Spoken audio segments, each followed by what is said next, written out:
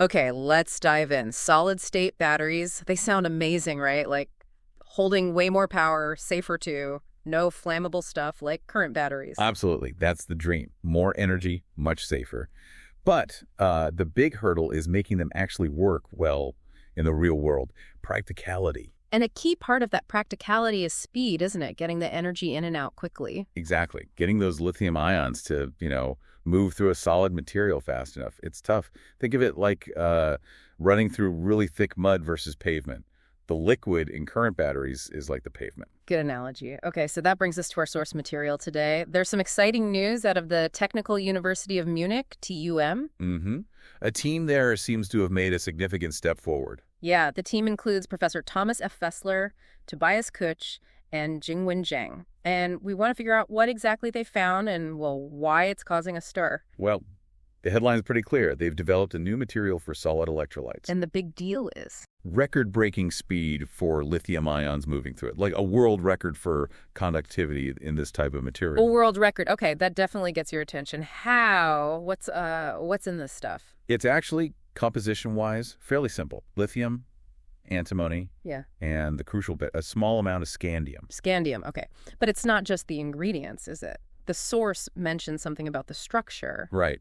It's how they put it together. They deliberately engineer Mm-hmm. imperfections, little gaps. Gaps, you mean like vacancies, empty spots? How does that help? That's the clever part. Think back to the mud analogy. Okay. Thick mud, hard to run. Right. But what if you put channels or little gaps in the mud? Places where it's easier to move. Okay. Like pathways. Exactly. By swapping out just a tiny bit of the lithium for scandium, they force the material structure to create these vacancies, these gaps. And they form in just the right way to let the lithium ions zip through much faster. So the scandium isn't just filler. It's like a tool to specifically create these useful imperfections. It disrupts the perfect crystal structure. Precisely. It's engineered disruption. Yeah.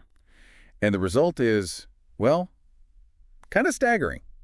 The source says this material lets lithium ions move over 30% faster than any other solid conductor known before.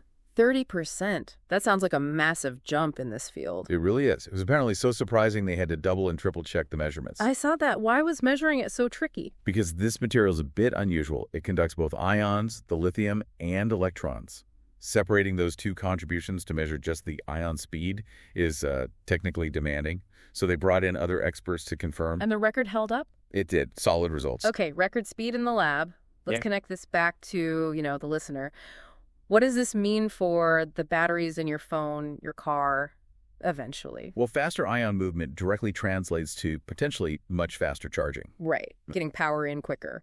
And out quicker, too, potentially. It impacts charge and discharge rates. Yeah. Plus, it points towards more efficient batteries overall. Less energy wasted just moving the ions around. And what about the material itself? Any other advantages apart from just speed? Yeah, a few key ones. It's thermally stable, which is good for safety and durability. Always important with batteries. Definitely. Ah. And it can be made using sort of established chemical methods. That's promising if you want to eventually make large amounts of it. So potentially easier to scale up production. Potentially, yes. Right. And because it conducts both ions and electrons, it might be really useful inside the electrodes themselves as an additive, not just as the electrolyte layer. Interesting. Improving the electrode performance, too. Could be.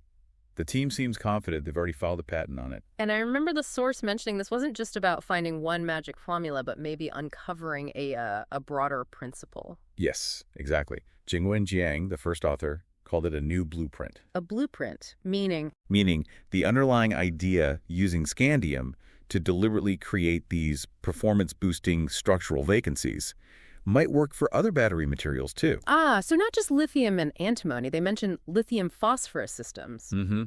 It suggests this scandium-induced vacancy engineering, as they call it, could be a general strategy. That sounds much more powerful than just one material. A new design tool, almost. It does. And apparently it's a simpler tool. Some previous attempts to optimize similar materials needed like 5 different extra elements added in. Wow, okay. This new approach gets better results, and you only need to add the scandium. That's a big simplification. Definitely simplifies things. Okay, so wrapping this up, what's the sort of provocative thought you want to leave us with from this deep dive? Well, think about this core idea. Deliberately creating specific tiny gaps or vacancies, at the atomic level unlocked this record-breaking battery performance. Engineering imperfections for better function. Exactly. So the thought is, where else could this principle apply? Could carefully engineering these kinds of structural flaws be a key to unlocking performance in totally different materials? Maybe for catalysts or electronics or other technologies we haven't even thought of. It's this fascinating idea that sometimes introducing a bit of what looks like disorder, if done precisely, can actually lead to extraordinary new abilities.